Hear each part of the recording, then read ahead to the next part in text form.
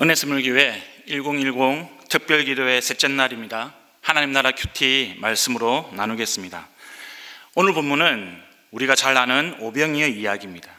저는 이 이야기를 읽을 때마다 늘 흥미롭고 예수님에 대해서 다시 한번 생각하게 됩니다. 오병이의 이야기는 마태, 마가, 누가, 요한 4명 모두가 기록을 한 사건입니다. 이것은 오병이의 이야기가 예수님과 복음을 설명하는데 핵심적인 사건이라는 것을 의미합니다. 오늘은 마가가 기록한 오병 이야기를 통해서 우리에게 전하시는 주님의 복음을 살펴보도록 하겠습니다. 첫째, 예수님은 복음을 전하는 기쁨과 함께 안식을 주신다는 겁니다. 성도 여러분, 지금 전도여행, 일종의 단기 선교를 떠났던 제자들이 주님께 돌아왔습니다. 그들은 한 일과 가르친 일을 예수님께 보고를 합니다. 그들은 사람들에게 회개하라고 선포하였습니다. 많은 귀신을 쫓아냈습니다. 수많은 병자들의 병을 고쳐주었습니다. 제자들은 예수님이 주시는 권능을 가지고 복음을 전하면서 헌신을 하였습니다.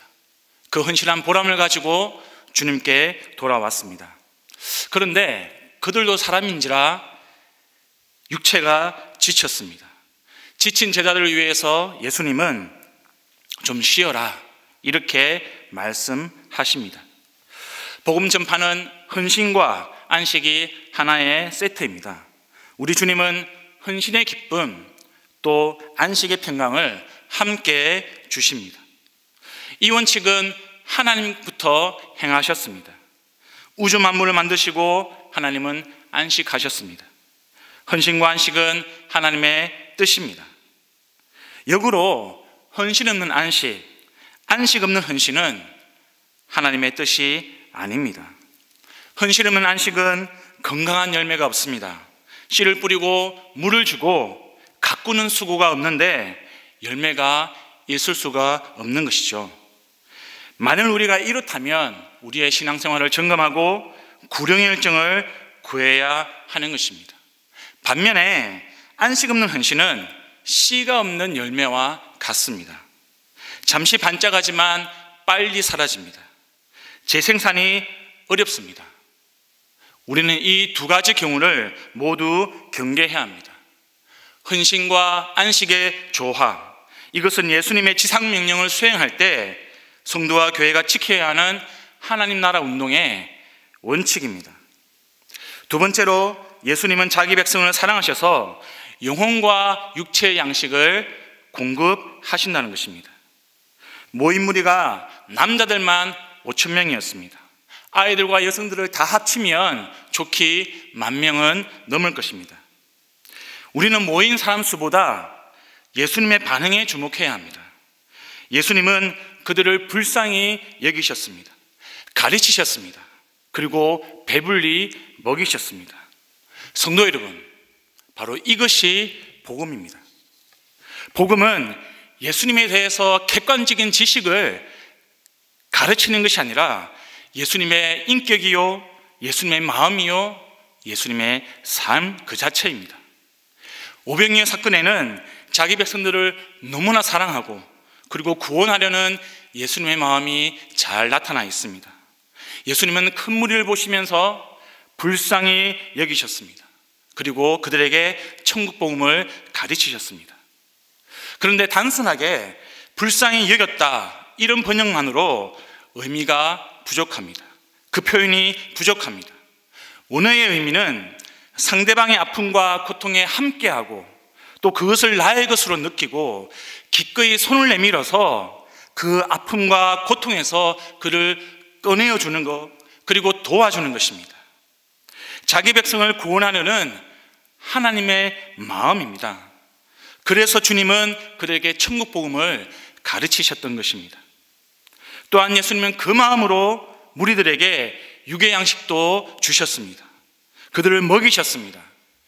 제자들이 무리 속에서 찾은 음식은 떡 5개와 물고기 2마리였습니다.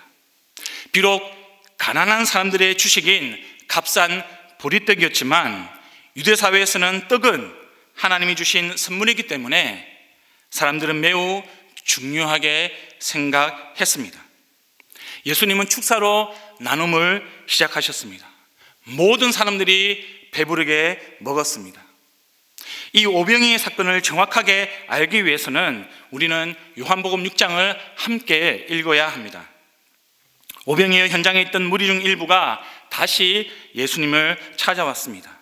예수님은 그들에게 떡에 대해서 다시 한번 자세하게 설명을 하십니다. 그리고 썩을 양식을 위하여 일하지 말고 영생하도록 있는 양식을 위하여 하라, 이렇게 말씀하셨습니다. 그것은 바로 생명의 떡으로 오신 예수 그리스도를 먹고 구원을 얻는 것이었습니다. 예수님은 자기가 하늘에서 내려온 생명의 떡이라고 하시고, 사람이 이 떡을 먹으면 영생하리라, 내가 줄 떡은 곧 자기의 세상의 생명을 위한 내 살이라, 그렇게 말씀하셨습니다. 성도 여러분, 이것이 예수님이 오병이의 기적을 행하신 하나님의 목적입니다. 예수님은 생명의 떡으로 영과 육의 구원을 무리들에게 전하신 것입니다. 지난 토요일 선교팀에서 동역하는 권사님 한 분이 동영상 하나를 공유해 주셨습니다. 지금 중국 우한에는 마스크가 아주 부족합니다. 그런데 그곳에서 그리스도인들이 노란색 방호복을 입고 마스크를 무료로 이웃들에게 매일매일 나누어 주고 있습니다. 그리고 예수님의 사랑과 복음을 힘써 전하고 있습니다. 사랑하는 성도 여러분, 주님은 보리떡 5개와 물고기 2마리 없이도 무리를 먹일 수 있었습니다. 그런데 우리의 헌신과 조금 드린 것을 사용하여서 주님의 구원의 사역을 이루어 가셨습니다.